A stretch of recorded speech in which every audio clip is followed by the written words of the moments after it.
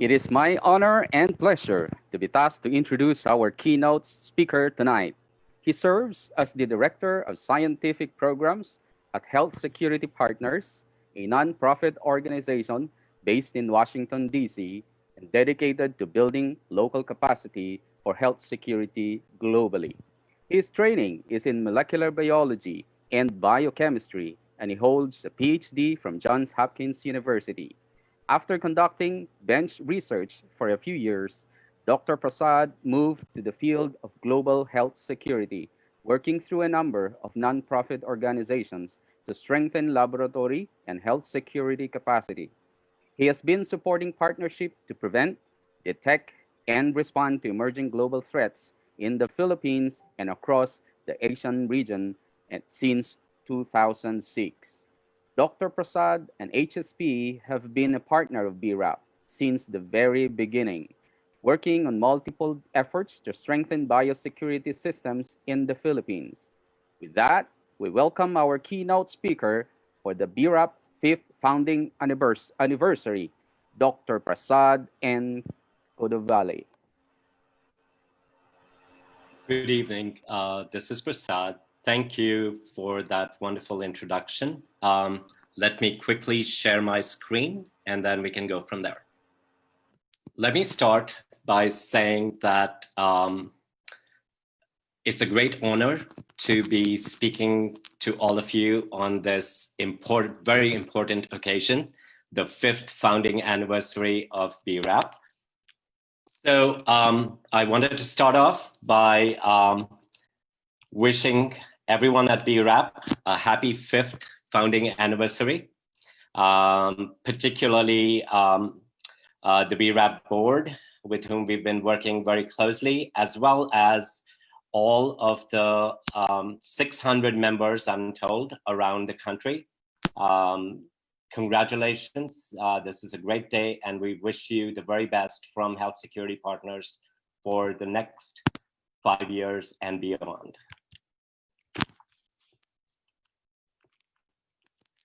I wanted to show 2 pictures from our partnership. You will see on the left, our first ever joint activity, the BRAP HSP Lab Network meeting that happened in Cebu back in 2016. And on the right, you will see the last event that we did together in Colombo. And this was a BioRisk manual writing workshop. And this was particularly special because it was not just BRAP and HSP, but it was a collaboration with the Pakistan Biosafety Association. And so I just wanted to show this picture because this was the last activity we did before the pandemic. And also BRAP is not just a value add for the Philippines, but the kinds of programming that BRAP is coming up with has been recognized by other countries and other associations. And they have, the Pakistan Biosafety Association particularly, they came to us and said, could you please have BRAP come and do the BioRisk manual write shop for us? And currently there are, about 14 institutions around Pakistan that are developing their BioRisk manuals thanks to this effort from BRAP. And I also want to say that it's a great pleasure working with BRAP always, because it doesn't feel like work. Whenever we work together, we also have fun. And I want to show a picture to illustrate that. Here's Doc Martin in Baltimore, Maryland, with a local crab. So with that, let me move to the topic at hand. I wanted to share some thoughts about biosafety and biosecurity.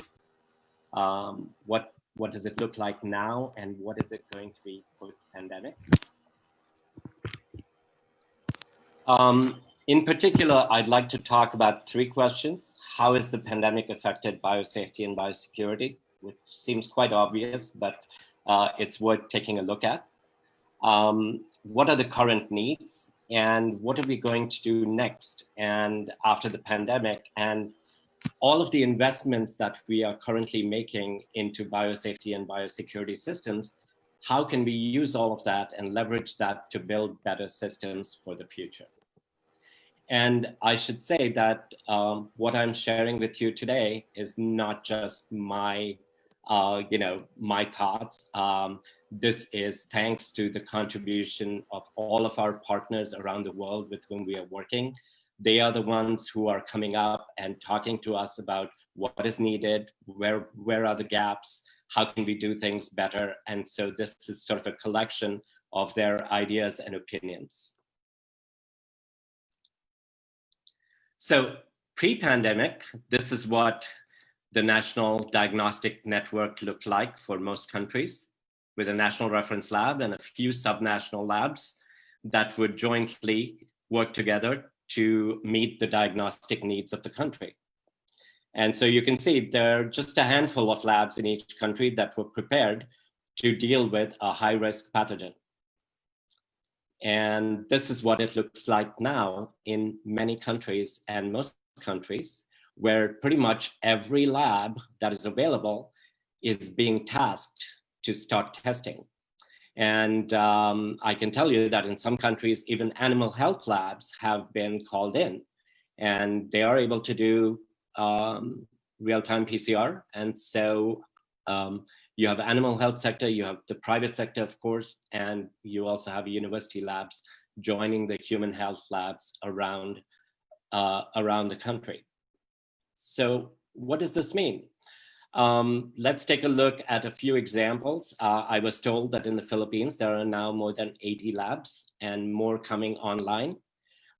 In neighboring Indonesia, there are more than 250 labs. And in a country like Pakistan, we find there is something over 100 labs. So if we assume that there are, a minimum of 5 people in each lab, we are talking about lots and lots of people who are now handling high-risk pathogens around the world. And most of these people are probably, many of these people are working for the first time in a BSL-2 plus laboratory. And this is a safety risk because often they have no experience of handling high-risk pathogens. And this is also of security concern, as you know, to various people, because a lot more people now have access to this pathogen.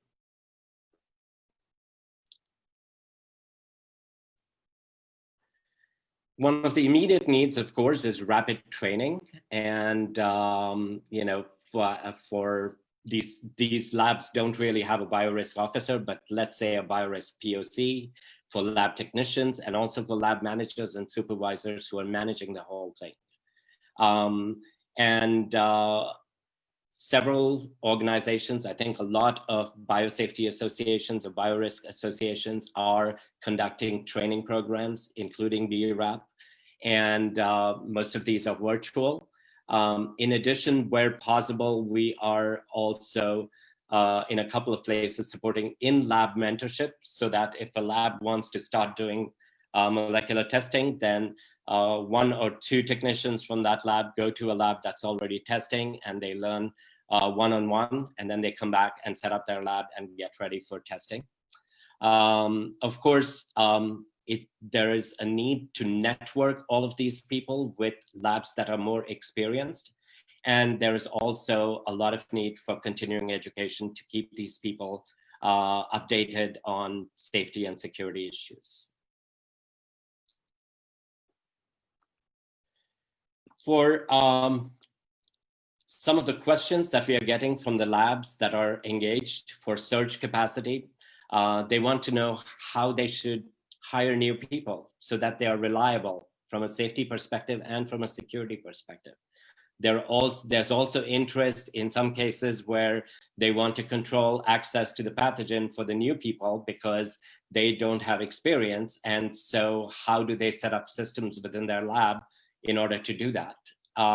Those are the kinds of questions that are coming up from the labs that are beginning to conduct testing. Now, I think an important question for all of us is how do we make smart investments so that we meet the pandemic needs and build systems for the future? For personnel, we talked about training and continuing education. I will just quickly point out here that all of the national and international guidelines for COVID, as well as for general biosafety and biosecurity, all call for risk assessment. And this is for people who are new to biosafety and biosecurity and to risk assessment. This is a huge gap, and this is a really difficult thing to be able to do after one webinar or after one session on biosafety and biosecurity. And this is an area where investment is needed at various levels in order to help people with risk assessments. And I would also say that a lot of people are able to do biosafety risk assessments. Biosecurity risk assessment is pretty much non-existent in many countries. We hope that we can take all these new people and put them on a pathway to become BioRisk officers or a pathway to IFBA certification, and keep them interested and engaged in biosafety and biosecurity to build a culture of responsibility. And I will also say that in some countries, there is a lot of interest from the country to develop a directory of labs and personnel that would be available for future health emergencies so that they don't have to scramble if there were to be a health emergency in the future. Establishing systems. As you know, many countries are now coming up with national biosafety and biosecurity guidelines that are specific to COVID. And I show here an example from Indonesia. If you have developed national guidelines for COVID-19, then that is pretty much a precursor for down the road to develop national biosafety and biosecurity guidelines for the whole country, which is a requirement for many of the systems like GHSA, etc. It's important to have national guidelines. So again, the investments you're making in the pandemic are going to pay off in the longer run to build systems. The other thing I've noticed is that in some countries, there's a COVID-19 specific lab audit process. And once the audit is complete and the lab has met the requirements, the lab is allowed to go ahead and do lab testing. This is, again, a precursor for some kind of lab certification scheme or a lab registration and audit scheme that could, in the future, focus on making sure that the country has biorisk management capacity. And finally, a word about infrastructure. I know that there are underserved areas in most countries where there is no lab infrastructure, and people are making decisions about should we buy new labs, build new labs, or should we refurbish existing ones? And there are a lot of vendors who are very interested in selling prefab container labs. A word of caution, please consult your BioRisk Association or your BioRisk experts before you go out and commit to buying labs. And I will also say that there are a lot of vendors who are selling DSL-3 labs, and they're selling mobile labs, which are both not required in order to mount an effective response to COVID-19. And keep in mind cost of operations and the long-term ability to sustain these kinds of things. There are also biosecurity concerns. We know that our transport systems are not secure. And I can tell you that HSB and BRAP have an ongoing project that we had to put on hold because of the pandemic. And when we resume it, it's going to look very different from where we started. But there have been examples of, COVID-19 samples, trucks carrying them being hijacked, etc. We are also hearing that there is pressure to share samples. So in other words, labs are getting samples for diagnostic testing. They are passing those samples on to research labs, and they're passing them on to research labs within the same institution. So for example, at a university, and in some cases, they're being passed on to the private sector. And the requests come in different ways. People say, oh, we want to start COVID testing. Could you please share some samples so that we can get our PCR up and running? We need controls. Others in the private sector are trying to get samples in order to develop diagnostics, in order to do research. And this is of concern because there is really no, at the national level, we don't know who is sharing samples with whom and where these samples are going to end up. There needs to be clear guidance on authorized use of samples. In other words, if the samples are sent to you for diagnostics, they are to be used for diagnostics only. There needs to be guidance on sample transfer. If you want to transfer the samples to another lab, there needs to be an authorization process from DOH or MOH in the country. Sample retention policy. How long should you keep the samples? How long are you allowed to keep the samples? And then there needs to be some kind of documentation on the storage and proper disposal of the samples. And there needs to be a mechanism available for consolidation. If you think there's a sample that is really valuable that you would like to save, you should be able to send it to the National Reference Lab or to another secure location for storage. And the reason these things are important is that you can imagine a post-pandemic scenario where labs all over the country have SARS-CoV-2 samples. And then how do you go and make sure they're secure and make sure that they have been either transferred to the national lab or destroyed using proper disposal methods, etc. So guidance and policies need to be put into place now so that you can avoid this post-pandemic scenario where everyone around the country has SARS-CoV-2 samples in their freezers. Research. As you know, research is really needed for better diagnostics, therapeutics, and vaccines. I'm showing you this little graph here, and you see that research funding always increases after an outbreak.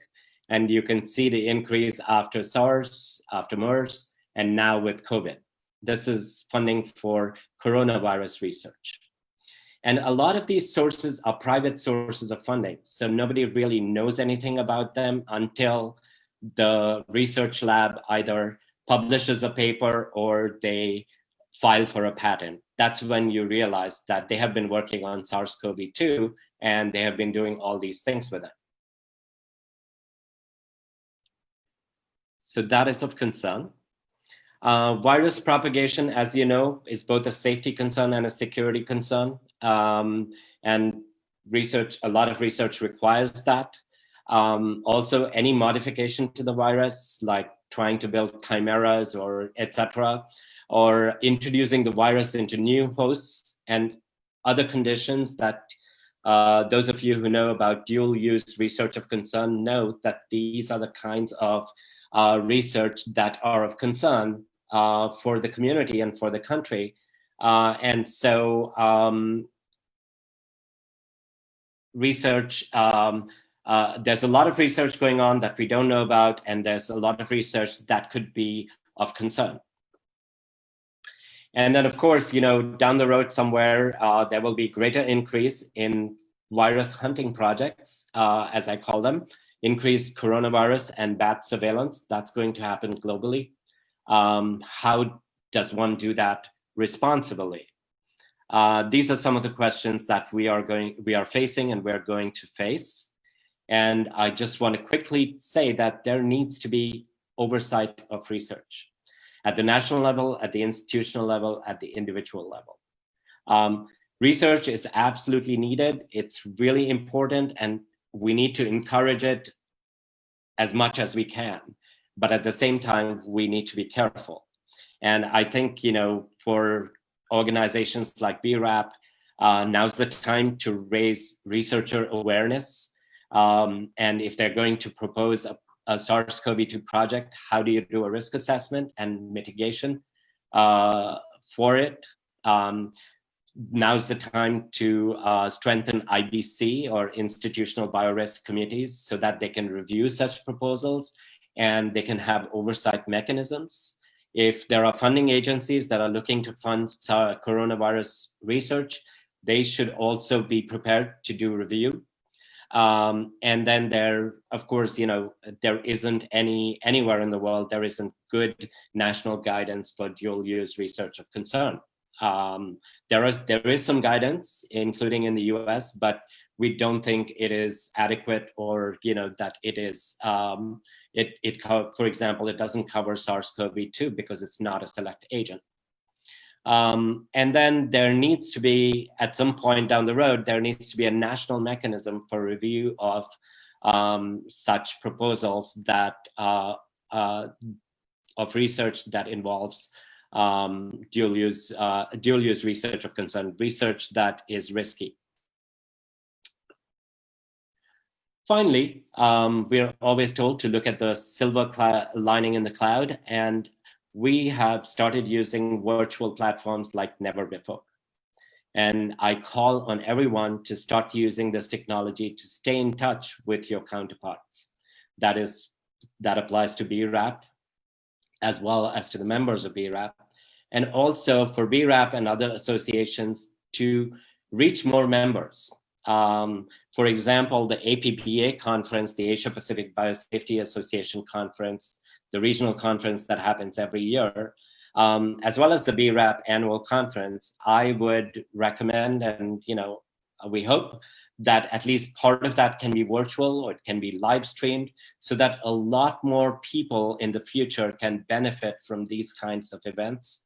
And also for our training programs, I think everyone is now used to virtual training, so blended training programs would be really valuable, and this is something that we would encourage. Thank you very much for your attention. And once again, BRAP, congratulations and all the very best for the years to come.